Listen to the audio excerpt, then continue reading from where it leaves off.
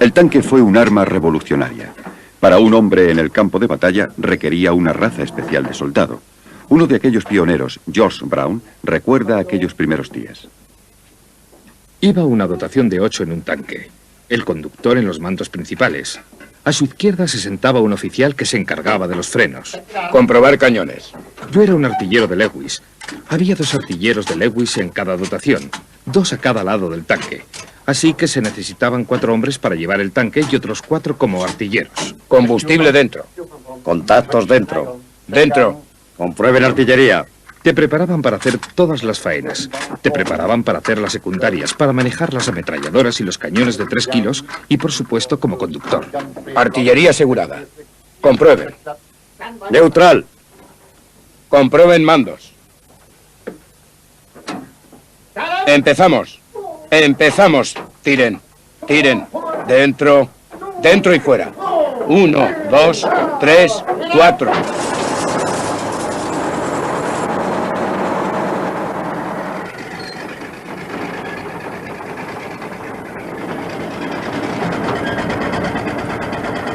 La historia del tanque se puede contar viendo cómo ha dominado cada uno de los 3 principios. Primero, el de la protección, puesto que esto era lo que más valoraba el ejército inglés. Protección para las dotaciones del tanque y para la infantería que iba siguiendo los caminos que los tanques abrían entre las alambradas.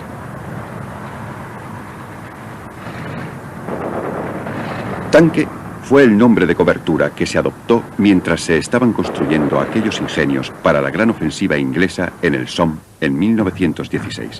El primer día nadie estaba preparado para el avance inglés sin cobertura contra las ametralladoras alemanas y murieron 20.000 soldados ingleses. 2 meses más tarde, con un puñado de tanques, los ingleses ganaron la pequeña batalla de Flers, con un costo de vidas muy inferior. En cuanto abrimos fuego sobre los alemanes, se desató el infierno. Los proyectiles caían al suelo y estallaban.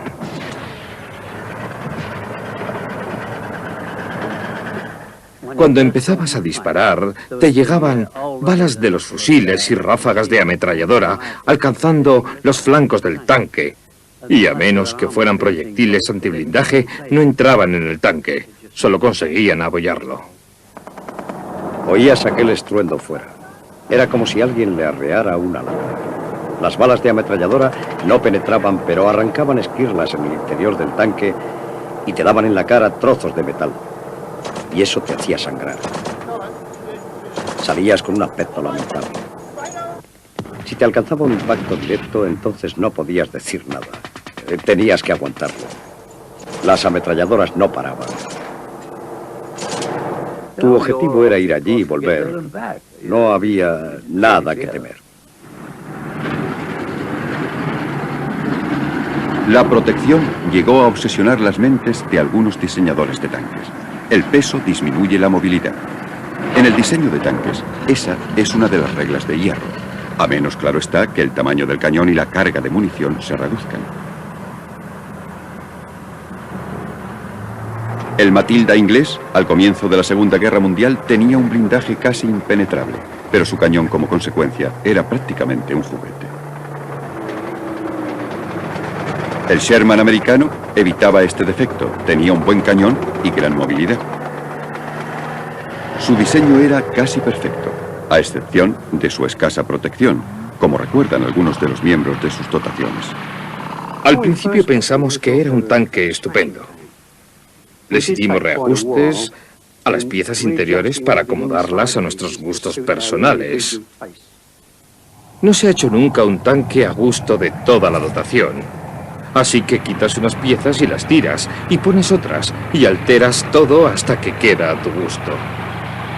Quizá el metal fuera un poco delgado. Nosotros teníamos planchas extras soldadas justo sobre las portillas de la munición. Íbamos un poco oblicuo hacia el enemigo. Éramos un espléndido blanco. Era todo setos. Teníamos que subir, trepar sobre los setos, y cada vez que hacíamos eso mostrábamos la panza del tanque a los alemanes, que disparaban 30 milímetros. Y entonces nos hacían volar, porque ese era un punto muy vulnerable. El tanque alrededor de nosotros era todo metal, pero la panza no tenía ese espesor. Así que lo hicieron. Los ingenieros diseñaron un espolón y lo soldaron en el frente del tanque. Entonces, en lugar de remontar el seto, lo traspasábamos. Pero fueron los rusos los primeros que alcanzaron el perfecto término medio entre movilidad, potencia de fuego y protección en un tanque. El resultado se llamó el T-34. Sus cualidades sorprendieron a los tanquistas alemanes, como Henry Mettelmann. Descubrimos en el T-34 un arma muy efectiva. Nos horrorizaba. Cuando los encontramos por primera vez, ellos rebasaron nuestras líneas y tuvimos muy pocas oportunidades de dispararles, porque tenían esta forma en el frente, mientras que los nuestros eran más compactos. Era más fácil darle a los nuestros que a los suyos. A ellos era muy difícil acertarles.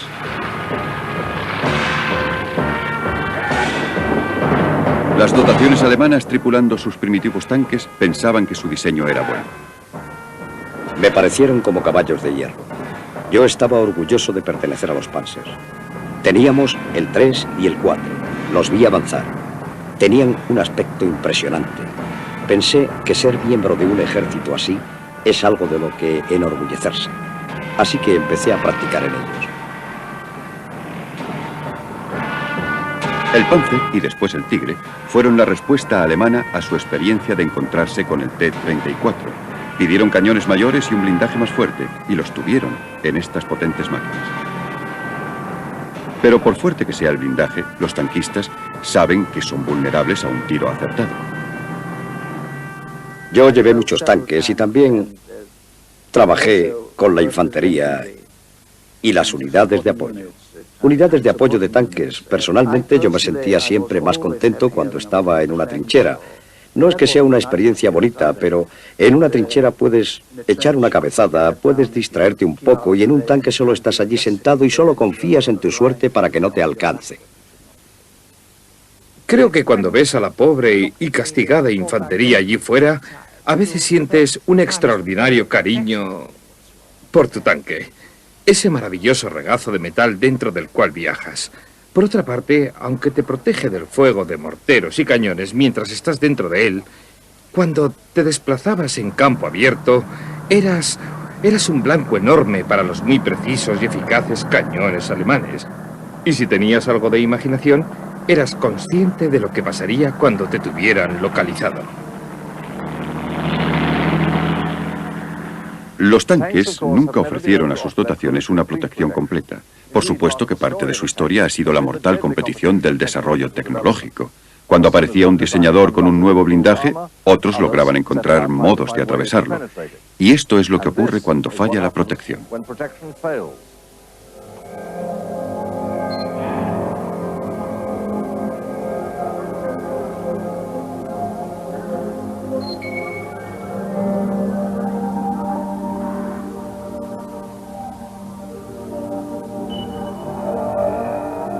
Estos restos de un tanque israelí nos dan una idea de lo que ocurre cuando un disparo da en el blanco, pero no la inolvidable visión de un tanque incendiado. En un momento ves una nube de humo a su alrededor y luego ya no queda nada. Y luego de pronto desde el agujero empieza a incrementarse el fuego gradualmente. Es como encender una hoguera en el jardín. Aquello crece. Si llega a la munición o al petróleo, entonces es una bola enorme de fuego. Y cuando ocurre, es un espectáculo aterrador. Nos alcanzó un 88, justo en el medio. Los del frente murieron. El oficial del tanque salió. Yo salí y me quemé, perdí parte de mi oreja y también me quemé el brazo. Rodé fuera de la parte trasera. El operador tenía que salir detrás de mí, tenía que pasar por debajo del cañón y salir. Nunca lo hizo. Ya estaba ardiendo y el tanque estalló. Lo acabábamos de repostar con toda una carga de munición. Proyectiles y balas de ametralladora. Todo. El operador salió envuelto en llamas. Le hicieron un favor cuando le rociaron con un extintor y lo mataron. Si le daban a un tanque y había algún miembro de la tripulación dentro, se quemaba. Ese olor a quemado vuelve una y otra vez. Es un olor que se te pega. Todavía hoy odio el olor de la carne quemada. Si en casa el horno se calienta demasiado y la carne se pasa un poco, no me gusta. Es un olor horrible. Los cañones antitanque se hicieron más mortíferos conforme avanzaba la guerra.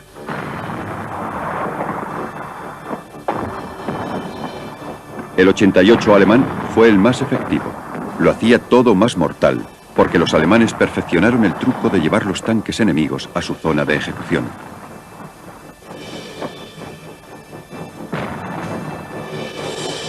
La mayor zona de ejecución de tanques de la Segunda Guerra Mundial fue la que organizaron los rusos en la batalla de Kursk, en julio de 1943. Los alemanes le dieron el nombre en código de Operación Ciudadela y pretendían que fuera el ataque con tanques más decisivo hasta entonces. Comenzaron el ataque con 2.700 tanques.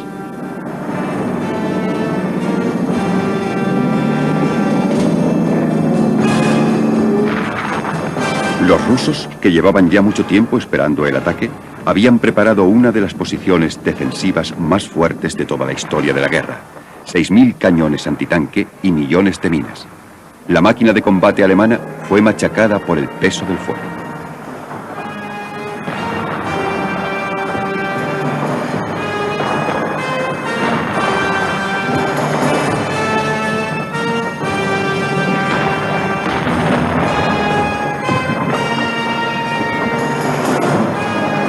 Luego, al sexto día de la batalla, los rusos pasaron a la ofensiva, con cerca de 4.000 de sus tanques.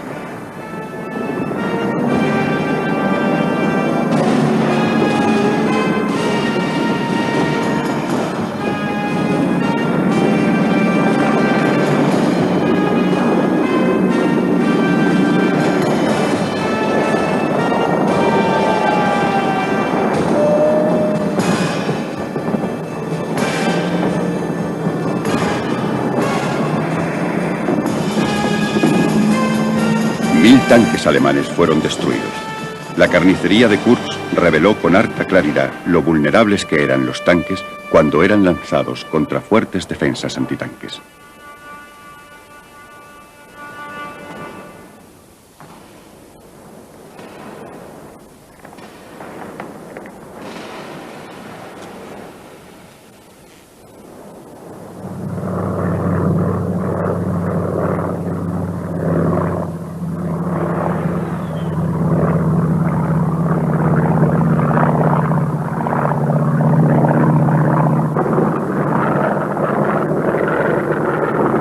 La táctica del ataque aéreo se hizo entonces el más mortal enemigo del tanque.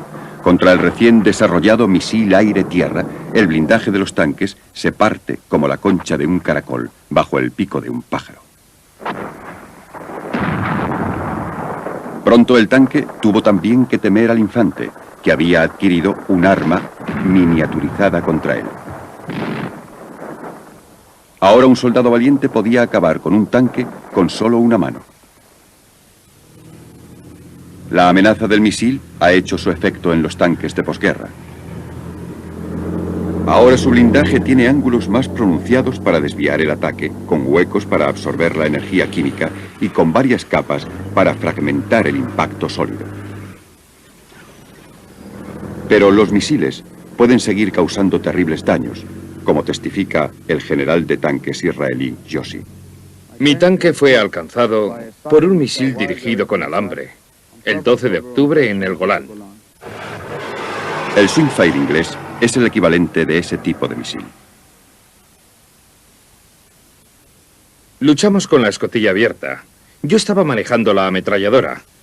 Cuando llegó, me quedé atrapado por el alambre que guiaba el misil.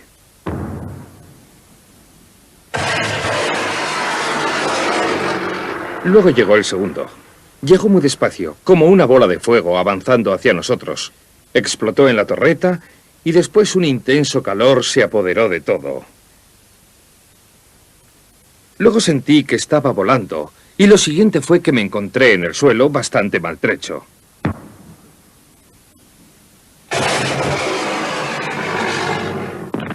Esta explosión, al contrario que la de un proyectil, no es un impacto. Un proyectil, y yo he estado en esa situación cuando estos alcanzaban mi tanque, es una fragmentación. Esta fragmentación lo que pasa es que no la sientes. Sientes una enorme ola de calor a tu alrededor y esa presión que te hace saltar. Y tienes suerte si sigues con vida para contarlo.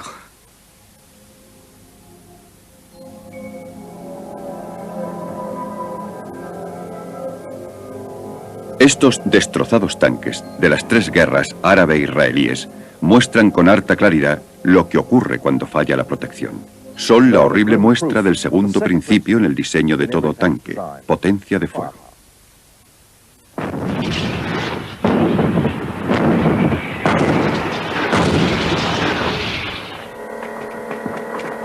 La horrible experiencia ha demostrado que no existe la protección total.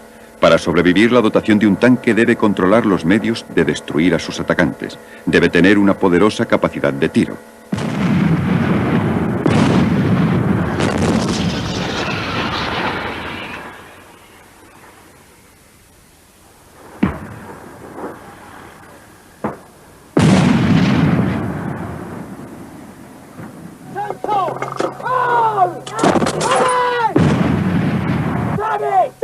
Oficial, artillero, cargador, conductor. Los 3 primeros están relacionados con el disparo del cañón.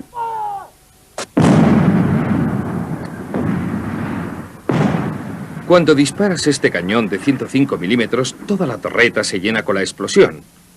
Y luego el estruendo de esa pólvora que queda en el cañón, que siempre vuelve a la torreta. Después del tercer o cuarto disparo, la dotación apenas puede respirar dentro. El artillero tiene que hacer correcciones de 1,5 kilómetros de todo este ruido. Y es muy, muy duro para el individuo.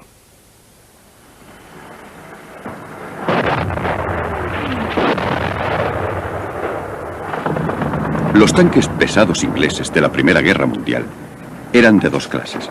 Uno estaba armado solo con ametralladoras, en su papel de apoyar a la infantería.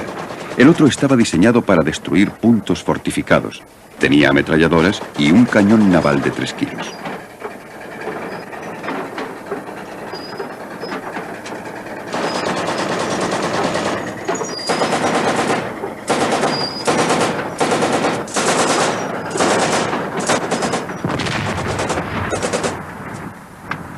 El A-7V, el primer tanque de Alemania, tenía 6 ametralladoras, manejadas por infantes, y un cañón servido por artilleros.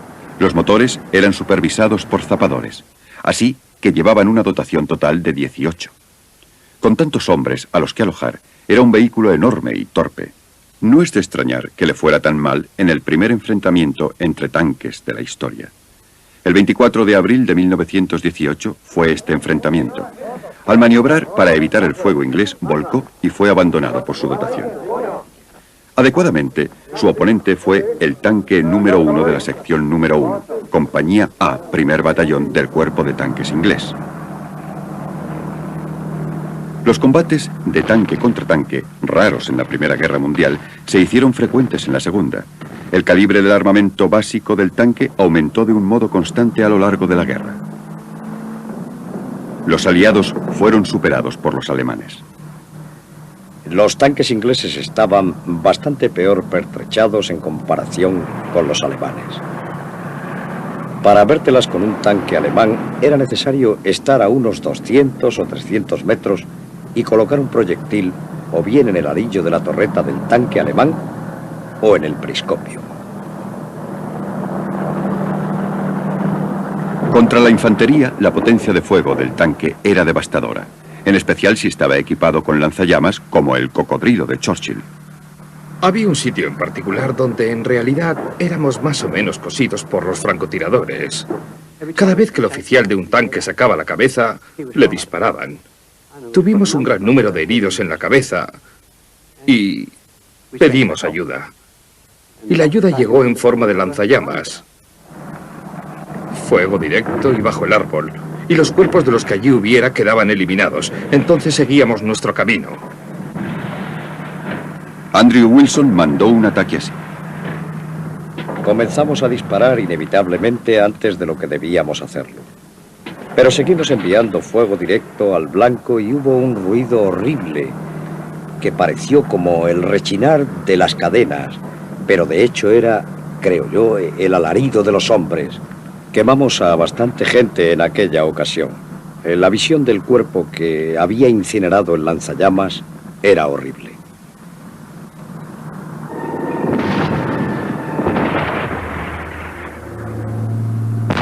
Desde la guerra, el cañón principal del tanque se ha hecho más potente.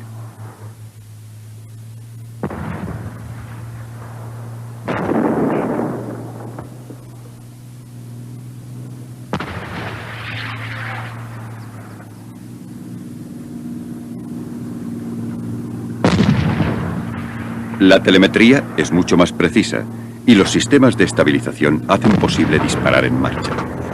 El cañón, que es un sistema principal de armamento, y 2 ametralladoras. En nuestro caso, 3 ametralladoras. El mortero que ponemos, el humo inmediato, las granadas de mano, los sistemas de armas personales que llevas. Todo esto te da a ti, junto con los otros 3 miembros de la dotación, una potencia de fuego equivalente a la de toda una compañía de infantería. Sí, puedes dirigir realmente este fuego. Ese es el principal papel del tanque. Desplazarse por el campo de batalla y dar esa potencia de fuego bajo la posesión de 4 personas dirigida a un blanco y ganar la batalla.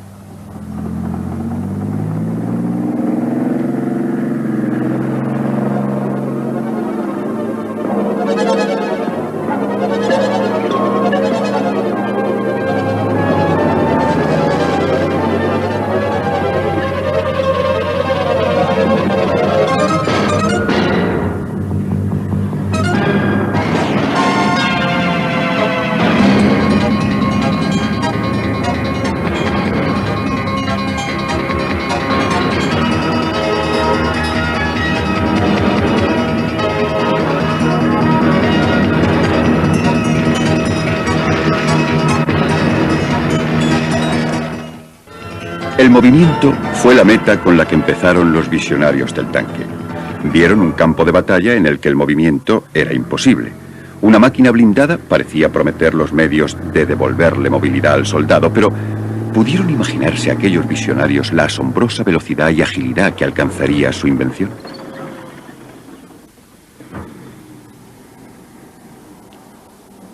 El tercer principio que sirve de base al concepto del tanque y el que más ha hecho para cambiar la faz de la batalla en el siglo XX es su movilidad. Estoy en la torreta de un Challenger, el moderno tanque pesado, y hemos dejado una sección de nuestro rastro a más de 70 kilómetros por hora. A pesar de sus 62 toneladas de peso, el Challenger, por supuesto, irá muy rápido, hasta por el terreno más duro, hacia adelante o de espaldas. Son tanques como este y sus predecesores los que devolvieron a los generales ese elemento de choque que perdieron cuando la caballería desapareció del campo de batalla. El tanque reintrodujo el movimiento en la guerra moderna después del estancamiento de la Primera Guerra Mundial, aunque la velocidad de los primeros tanques resultase insignificante comparada con la de los modernos. En ninguno de los campos de batalla de la Primera Guerra Mundial demostró realmente su potencial como un instrumento de movilidad. Al principio fue usado en tan escaso número que no importó.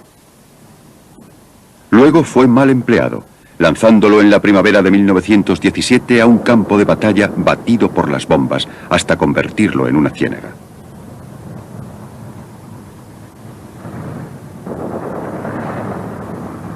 En Cambrai, en el otoño de 1917, cuando los tanques fueron usados en masa por primera vez, la cooperación con la infantería se rompió.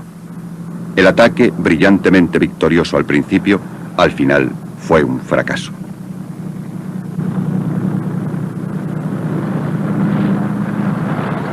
En Amiens, en 1918, la mayor batalla de tanques de la guerra, fueron los propios tanques los que no pudieron cumplir su promesa. Demostraron ser demasiado lentos y poco fiables. Sin duda aterrorizaron a los alemanes, pero no probaron ser un instrumento de ruptura decisivo. Con la victoria de los aliados, el alto mando tradicional pensó que la guerra de trincheras no volvería a aparecer, así que se rebajó la importancia del tanque. Los americanos incluso abolieron el cuerpo de tanques después de 1918. En Francia, la infantería y la caballería lucharon por el control de los tanques y ganó la primera. Esto significó que los tanques se convirtieron en sirvientes de la infantería. El ejército inglés, aunque bien establecido, en 1926 se vio resentido, en especial por la caballería. Muchos jefes militares vieron la tarea del tanque como un apoyo a las otras armas, en los variados papeles que en el pasado llevara a cabo en la batalla la caballería.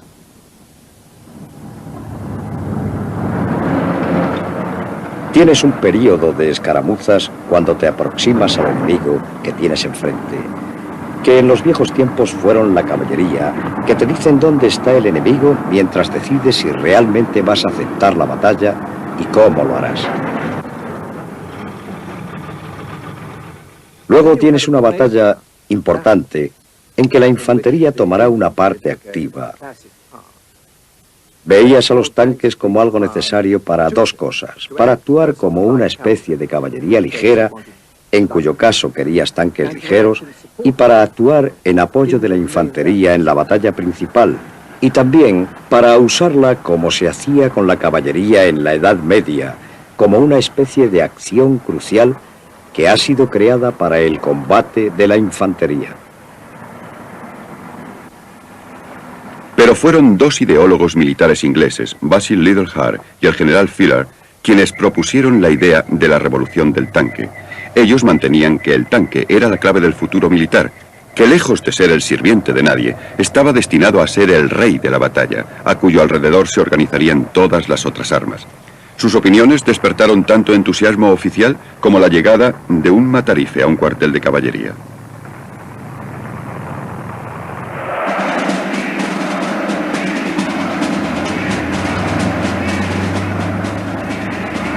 En Alemania, donde la derrota había destruido el poder de los intereses militares establecidos, Liddell-Hare y Fuller encontraron eco. Alemania tenía prohibidos los tanques por el Tratado de Versalles, pero el ejército había experimentado con ellos en secreto. En 1933 tenían algunos prototipos. Cuando le fueron enseñados a Adolf Hitler, exclamó entusiasmado: «Esto es lo que necesito, esto es lo que quiero». Prodigó el dinero en el arma de Panzers alemana, así que en 1939 podía presentar 10 divisiones de tanques.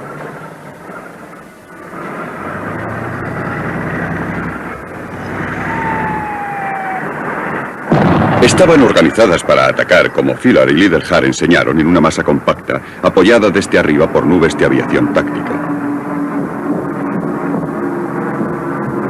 Su propósito era crear un impacto irresistible en un frente muy limitado y romperlo. Una vez lograda la ruptura, era completada descubriendo y explotando los puntos débiles dentro de las posiciones enemigas. Esto sembraría el pánico y causaría daños tanto psicológicos como materiales. Los alemanes llamaron al nuevo concepto Blitzkrieg, la guerra relámpago. Golpeó primero a Polonia y luego a Holanda, Bélgica y Francia.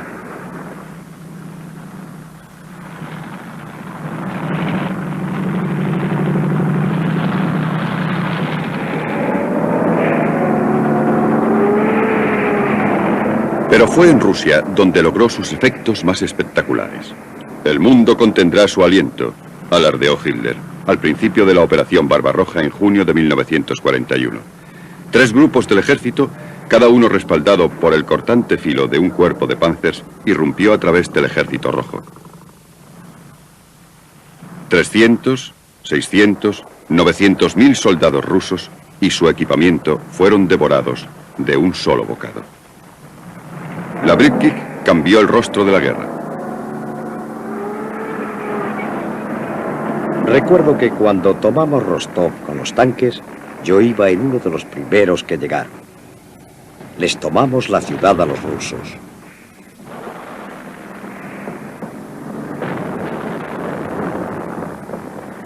Conquistar una ciudad, entrar en su plaza y allí todos aquellos tranvías quemados.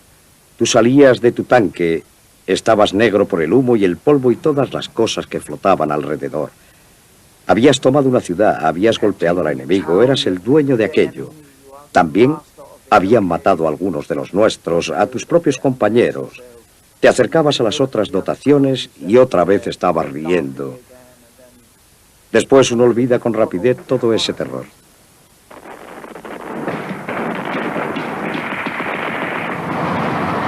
En el desierto occidental del norte de África, los alemanes también libraron una guerra de movimientos contra los ingleses, aunque no les saliera según sus planes. Los ingleses estaban adquiriendo mejores tanques y haciéndose expertos en su manejo. También en Europa, los americanos se apoderaron con rapidez de los secretos de la guerra de tanques.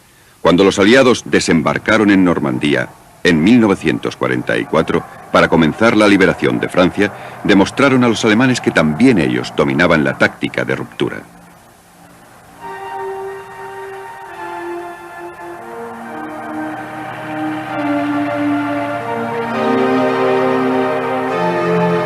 Una potencia aérea aplastante era parte del secreto. Un amplio uso de la radio era otra. El ingrediente mágico para que hasta los propios tanques pudieran controlarse fue el desarrollo de la capacidad de usar los equipos de radio para todo tanque individual en marcha. Aquí, en las llanuras de Alemania, las dotaciones de los tanques Chieftains ingleses desarrollaron el difícil arte de comunicarse por radio. Charlie, aquí 0, orden de alerta.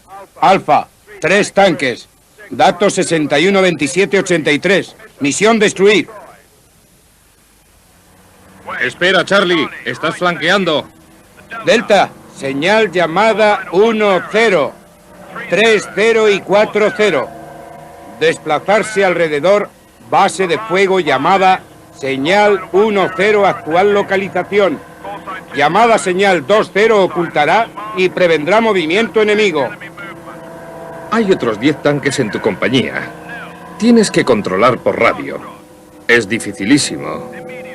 Tienes que transmitir con una voz algo metálica todas las emociones, toda la energía que quieres que ellos lleven adelante en su situación cuando se enfrentan al enemigo. Y quieres que se coloquen en la posición adecuada porque a veces 2 metros hacen toda una diferencia. La próxima posición de tiro es justo a la izquierda del granero en el montículo. Posición 1-0.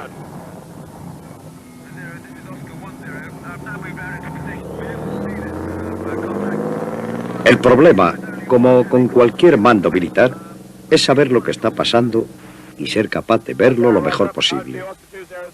Rara vez se podía ver dónde estaban todos. Estábamos siempre concentrados en lo que estaba pasando con la radio, tanto como con tus propios ojos. Y sentías todos esos ruidos.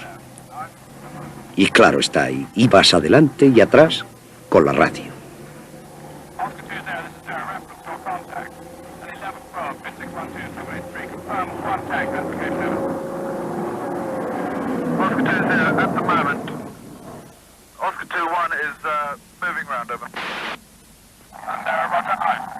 Cuando la Segunda Guerra Mundial llegó a su apogeo, el tanque comenzó a caer víctima del agotamiento, en la misma clase de guerra para la que había sido concebido que superara.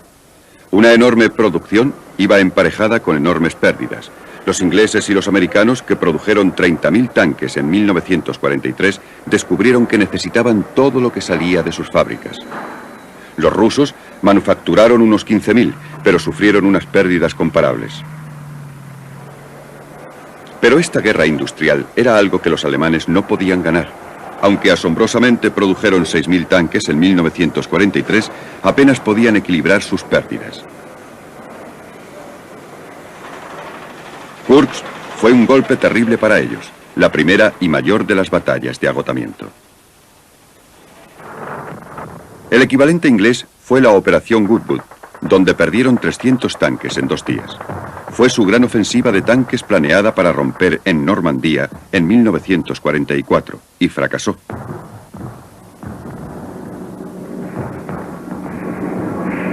En la batalla de Berlín, el Ejército Rojo perdió 2.000 tanques y cañones de asalto en un combate de 3 semanas.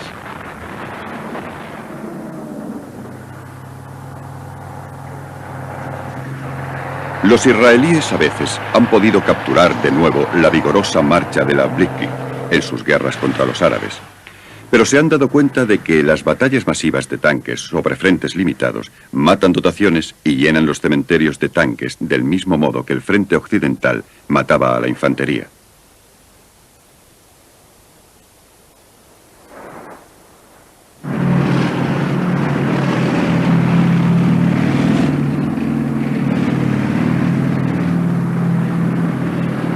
El tanque también demostró tener sus limitaciones.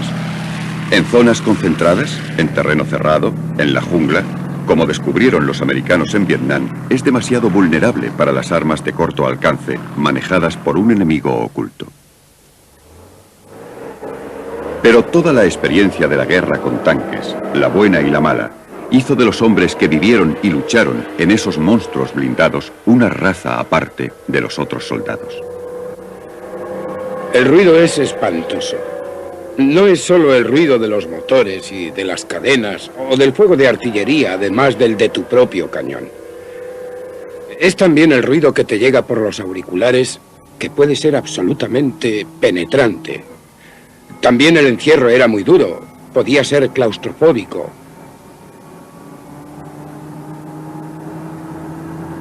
Allí había una confusión total, lo que se llama la niebla de la guerra.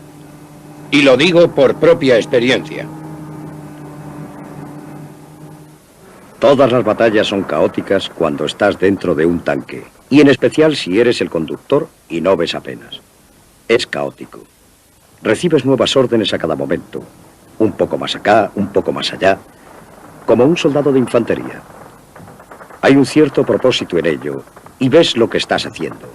Al no tener visión de lo que pasa a tu alrededor, se crea una condición caótica en tu mente.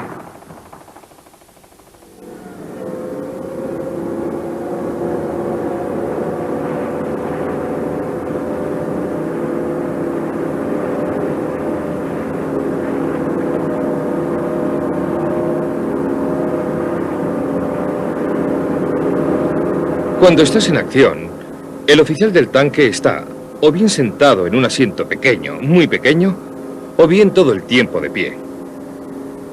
Si estabas de pie, solo podías permitirte mirar por el borde de la cúpula, y allí tenías que aguantar 12, 14 horas al día. En ese tiempo haces muy poco ejercicio, y descubrimos que estábamos empezando a tener lo que llamaban piernas de oficial de tanque. Las piernas comienzan a hincharse entre las rodillas y los tobillos, y es muy doloroso. No te atreves a quitarte las botas. Si te las quitas, nunca te vuelven a entrar. Era horrible. Yo estaba siempre disgustado. Realmente nunca lo admites. Siempre tratas de contar historias heroicas como joven soldado, pero el olor y el ruido nunca se van. En verano todo está ardiendo, en invierno está todo helado.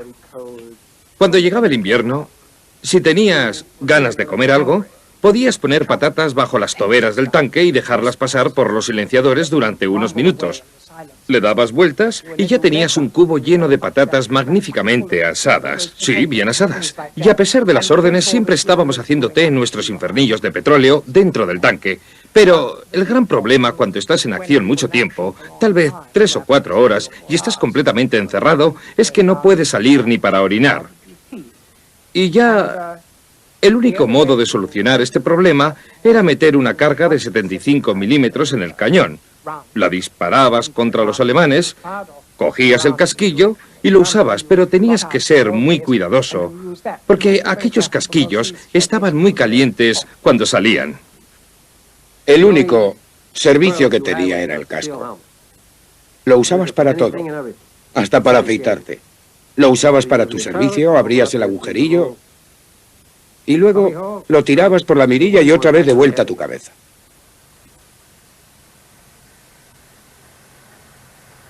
En las operaciones, que eran, claro está, la mayor parte de nuestro tiempo en Normandía y el noroeste, dormíamos por la noche bajo una tienda de campaña fuera del tanque si nos molestábamos en montarla. Quiero decir que a menudo solo nos echábamos a dormir en el suelo con nuestras mantas. A veces debajo del tanque, porque ofrecía un cierto grado de seguridad, aunque había gente que contaba horribles historias de tanques que se hundían y mataban a los soldados.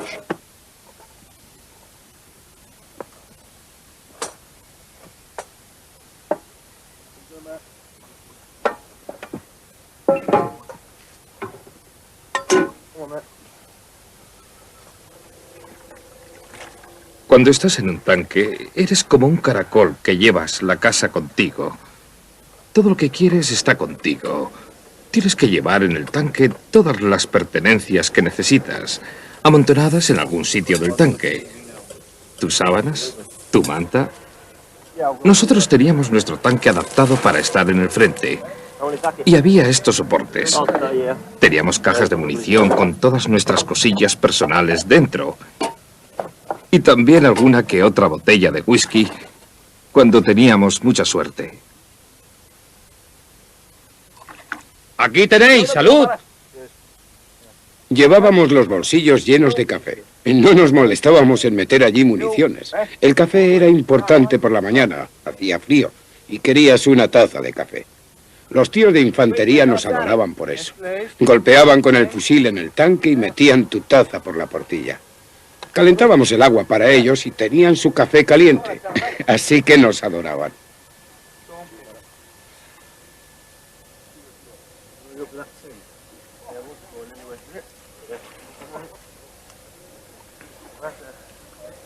Comíamos juntos y elegíamos inmediatamente al mejor cocinero de la dotación o del grupo. Compartíamos los mismos platos de metal. No solíamos pasar la misma taza. Comíamos con los mismos cubiertos. Todas esas inhibiciones del tiempo de paz. Quiero decir que estábamos todo lo cerca que un hombre puede estar de otro, sin ninguna clase de conexión sexual. Esto, en realidad, era una cuestión de amar a la gente con la que trabajabas, y no creo que sea una exageración decir que eso es lo que existe en una dotación de tanque. Era amor en el mejor sentido del término. El tanque es, y parece probable que lo siga siendo, el principal instrumento de la guerra de superficie. Sus enemigos pueden aumentar.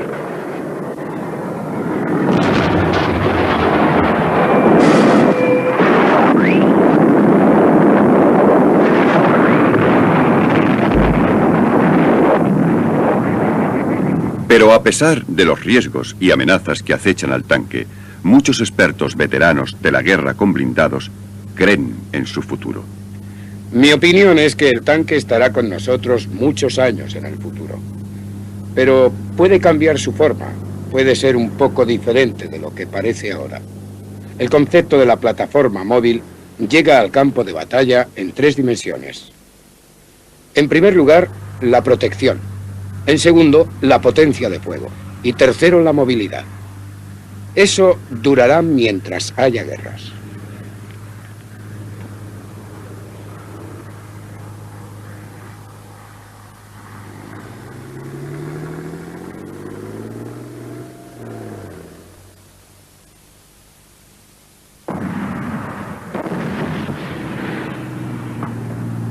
El auténtico problema en el campo de batalla actual, como lo fue a través de los siglos, es el de cómo avanzar frente al enemigo. No es nada fácil. La evolución del armamento en todos los ejércitos tiende a favorecer la defensa. Tiende a hacer muy difícil avanzar desde donde tú estés hasta donde esté el enemigo. Para eso es para lo que fue en origen producido el tanque. Y eso es lo que se le exige en primer lugar como un medio de llevar potencia de fuego de un sitio a otro frente a un fuego considerable del enemigo. Bueno, no puedes hacer eso sin un buen blindaje a tu alrededor. No puedes hacerlo con un chaleco antibalas. No puedes hacerlo en un helicóptero que es muy vulnerable en el campo de batalla. Por lo tanto, requieres una forma de movilidad que te tenga sobre el terreno, que debe ser mecánica, porque si has de llevar una protección contigo, ha de moverse con medios mecánicos. El problema para el tanque en el futuro será qué tipo de potencia de fuego llevará con él.